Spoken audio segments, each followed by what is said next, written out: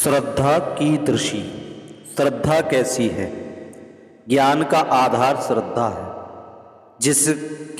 जिसमें श्रद्धा होती है वह उसी प्रकार का ज्ञान प्राप्त कर सकता है। गीता में भगवान श्री कृष्ण ने कहा है, श्रद्धावान लभते ज्ञानम। जिसकी किसी में भी श्रद्धा नहीं है वह ज्ञान प्राप्त का अधिकारी ही नहीं हो सकता। ज्ञान एवं मोक्ष प्राप्ति का मार्ग अज्ञात है। इस अज्ञात मार्ग पर चलने के लिए किसी तत्वदर्शी गुरु की आवश्यकता होती है। जो इस मार्ग पर पूर्व में जा चुका है वही इस मार्ग का सच्चा मार्गदर्शक हो सकता है। इसलिए ऐसे गुरु में पूर्ण विश्वास करके इस मार्ग पर चलने से ही सफलता मिलती है। उसमें विश्वास न होने पर उसके उपदेश ध्यान में नहीं आएंगे। दूसरी, श्रद्धा वेदांत वाक्यों में होनी चाहिए। जिन ज्ञानी ऋषियों ने कठिन श्रम, साधना व तपस्या करके जिस परम सत्य को जाना है उसमें पूर्ण श्रद्धा रखकर इस मार्ग पर चलते रहना चाहिए,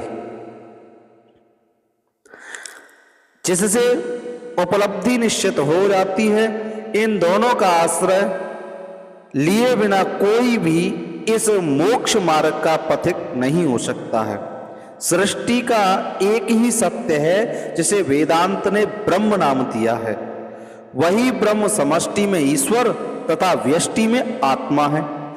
उसका ज्ञान ही मोक्ष का एकमात्र कारण है। जीव और ब्रह्म की एकता का अनुभव होना ही मोक्ष है। यह ज्ञान गुरु ही करवा सकता है।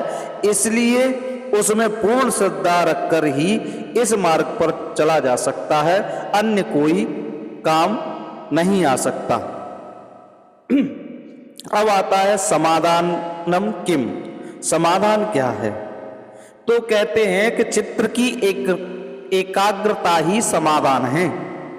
चित्त में वासना है जिससे वह उनकी पूर्ति के लिए विषयों की ओर भागता रहता है। विषयों की पूर्ति न होने पर उसे दुख होता है। इसलिए दुखों का कारण केवल वासना है। जब इस चित्त को किसी एक ध्येय की ओर एकाग्र कर दिया जाता है तो इसका विषयों की ओर भागना बंद हो जाता है, जिससे सभी समस्याओं का समाधान अपने आप ही हो जाता है। चित्त की एकाग्रता से आत्मज्ञान भी होता है, जिससे सभी समस्याएं एवं अपने आप हल हो जाती हैं। विषयों से हटकर मन को जब ब्रह्म में एकाग्र कर लिया जाता है तो संसार की सभी समस्याओं का समाधान हो जाता है। यही जीवन की परम उपलब्धि है। यही ज्ञान अवस्था है जिससे सृष्टि के सत्य असत्य का बोध होता है।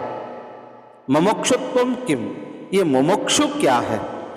तो कहते हैं कि मेरा मोक्ष हो, ऐसी इच्छा को मुमुक्षु कहते हैं। मनुष्य अपने अज्ञान के कारण कई प्रकार के झूठे व कल्पित बंधनों का निर्माण कर लेता है, जिससे वह जीवन भर दुख भोगता है। इस दुख निवृत्ति का एकमात्र उपाय ज्ञान प्राप्त करना है। ज्ञान प्राप्ति की प्रबल इच्छा का जागृत हो जाना ही मुमुक्षुत्व है। इसी ज्ञान से अज्ञान का नाश होकर जीव चेतन मोक्ष को प्राप्त होता है और परमानंद की अवस्था है।